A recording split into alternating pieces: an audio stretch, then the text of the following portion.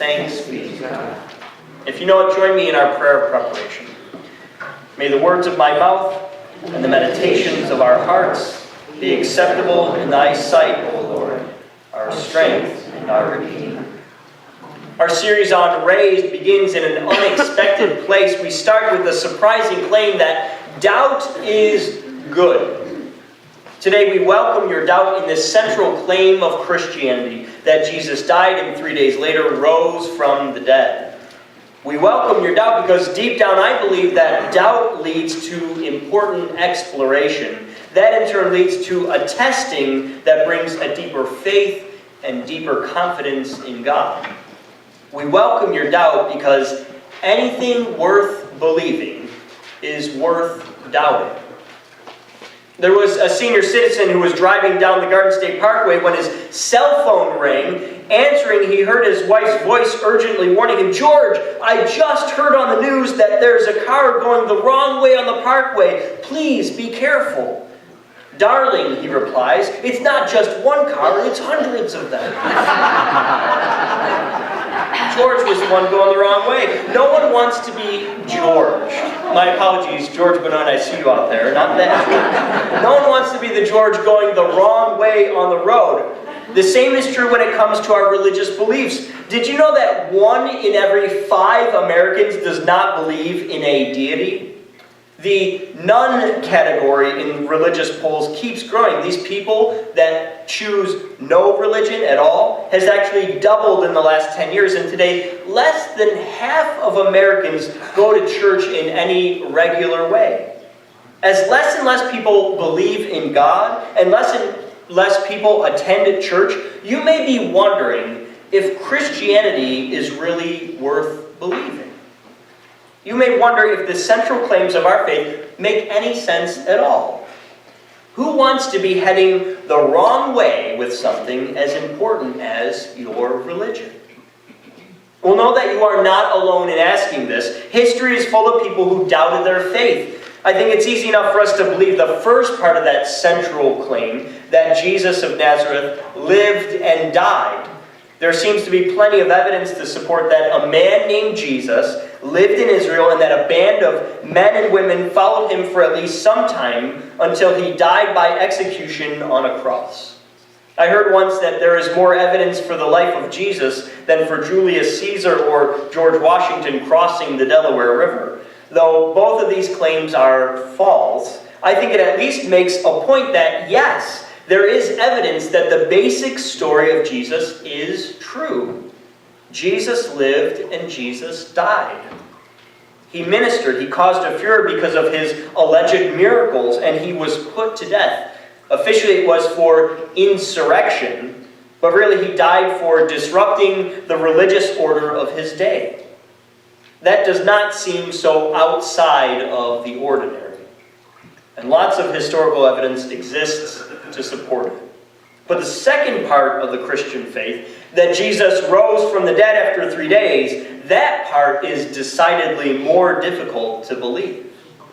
The story of Jesus' resurrection is more likely to remind the average person today of zombies than of a future new world where death has no power. Jesus' resurrection is becoming more likely to offend a person's sensibilities than to inspire devoted faith. How do we respond? How do we understand this audacious claim that is central to Christianity? If you doubt the resurrection, I'm glad. Anything worth believing has to be worth questioning. But don't let your questions slip away unanswered. Don't reduce your doubts to a state of unsettled cynicism. Wrestle with your doubts. Find answers. For believers, don't settle for pat-proofs, emotional experiences, or duty-driven religion. Keep asking questions. Determine good reasons for believing or not believing in the resurrection. Doubt well, and you can have a deeper commitment. You can know that you have doubted honestly. And there are many that have.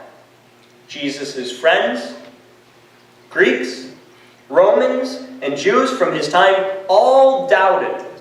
So let's take a closer look at this story. The story we have from the gospel writers is that Jesus predicted his death years before it occurred, and that he knew this painful death was coming. Instead of avoiding it, he headed straight toward it. He prayed in a garden and was found by Roman soldiers, hired by religious leaders to arrest him. How did they know where to find him? Jesus was betrayed by one of his own, Judas Iscariot, who was paid in today's terms just a few $1,000s for the deed. Jesus was arrested, his followers scattered, and before dawn he had been sentenced to death. That afternoon he was crucified on a cross, and that night buried in a borrowed tomb. On Sunday, 2 women came to pay their respects and leave customary fragrances and oils at the tomb. They realized on the way that they would need to get into the tomb since a large stone had been moved in front of the entrance. That's when things that some would call unbelievable start happening. An angel shows up and an earthquake rolls the stone away from the tomb. The angel announces that Jesus has been raised from the dead. The women then rush to tell the disciples about what has happened. This is where we encounter directly doubt about the risen Messiah. And the source of that doubt might surprise you. It's the disciples themselves. As the women tell them what happened, Luke reports it this way. He says, "These words seemed to the disciples an idle tale, and they did not believe the women." They don't believe it. They respond exactly as we would today, skeptically, unconvinced, and clearly questioning. Many people will focus in on where the storyteller leads us. 2 disciples, Peter and John, rushed to the tomb to see it for themselves, but what we often forget is the other 10 who heard this fantastic news that Jesus was raised from the dead and did nothing. Their doubt kept them right where they were. The next doubter we meet in the story of the resurrection is Mary Magdalene. She sees that the body of Jesus is missing, and she assumes what many others thought. The body of Jesus was stolen. She is distraught and weeps over his death and this new development. Who would dare steal a dead man's body, she thinks. She sees a man near the empty tomb and she asks him, "Sir, if you have carried Jesus away, tell me where you have laid him." She thinks she is talking to a man who takes care of the garden next to the tomb. The man is not a gardener, though. It's Jesus, and Mary simply cannot see him for who he is. How could she? How could she see the man whose dead body was stolen? I'm a young man, and I regularly find myself in situations where strangers are wondering who the heck I am. Once I was at a hospital and a nurse wanted to kick me out of a dying congregant's hospital room. I told her I'm her pastor. And there's this regular pattern I can see on people's faces. Their first thought is, "You're too young to be a pastor." And sometimes they say it out loud. They just outright don't believe me. But then they think about it a little more, and their next thought is this, and I can see it. Their next thought is, who lies about being a pastor? They can't quite figure it out, so they either drop it or they go along with whatever weird game they think I'm playing. People just can't accept the truth that this 33-year-old can look like he's maybe in his early 20s and be a pastor. They doubt what I say, despite the fact that it is completely true. The people closest to Jesus respond much like the people I described. They doubt. They don't believe it. It's too far from reality, and perhaps even more importantly, it's outside of the philosophical norms of how people understand the universe. There were actually 2 major groups at the time that dictated how people saw the world. The first were the Greeks. People had read Plato and Homer for centuries, and this group fell into just a few different camps regarding death. They said when you die, either A, you would wander Hades aimlessly forever, B, that you would disintegrate into nothing, or C, that death meant liberation from the cage we call our bodies. So the ancient world was divided into those who said that the resurrection couldn't happen, though they might have wanted it to, and those who said they didn't want it to happen, and it couldn't happen anyways. Today we might talk about Buddhism, Hinduism, or Taoism in the same vein. Death is an escape. If you told a first century Greek that Jesus had been raised from the dead, he would probably scratch his head and say, why would he want to do that? Death was liberation.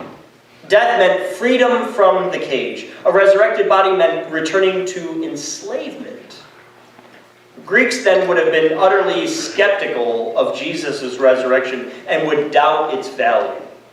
The other major group at the time of Jesus' resurrection were the Jews. What did they think about something like a resurrection?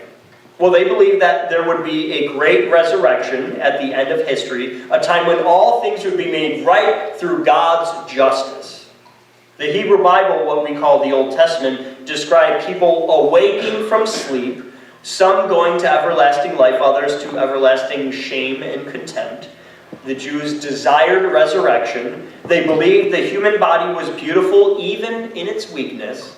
It was worth preserving and even resurrecting.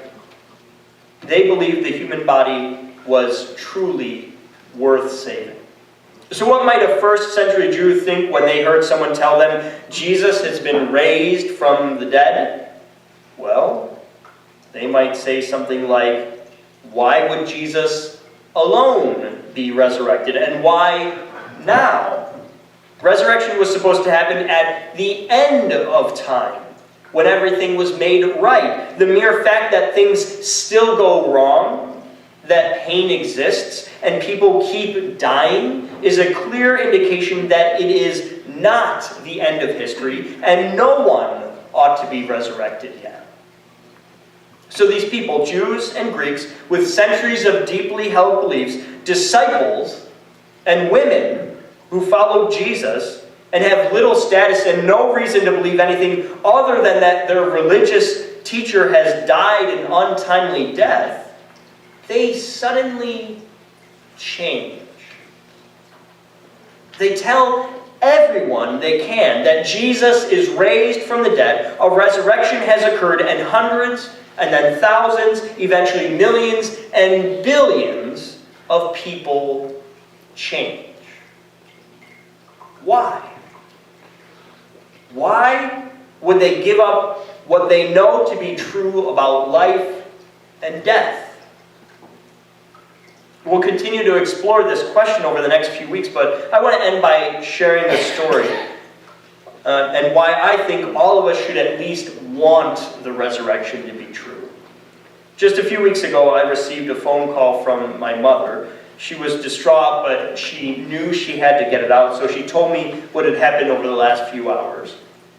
My grandmother, who I affectionately know as Grandma Sally, who had been in a home for Alzheimer's patients for a few years, became ill and after only a day or two, died. Her death for me was the end of a generation of my family. My last grandparent has died. My mom and I shared memories of my grandmother. I was just 6 when I went on a plane to California by myself to spend 2 weeks with her. I swam every day in her pool and bought a stuffed Goofy at Disney World, which I later threw up on. My mom recalled how we had miraculously been able to afford going to California together as a family to attend my aunt's wedding. It brought her such deep joy to be with her mother on that special occasion. Her death is a loss to our family, but we also recognize that it is not the end of her. If the resurrection is true, it signals that there are other resurrections yet to occur. The scriptures teach that when Christ returns, our bodies will be resurrected and that he will make all things new.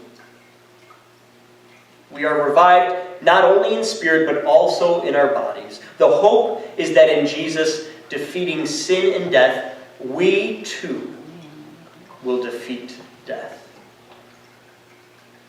Some people want to be in a better place when they die. They want a nice place to be forever, but if it's just sentiment, if it's just a wish, it's hollow.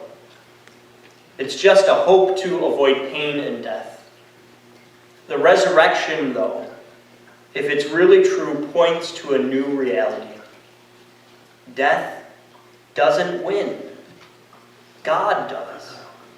If it's true, it's worth believing. Doubt, though, is the only way we can really be sure.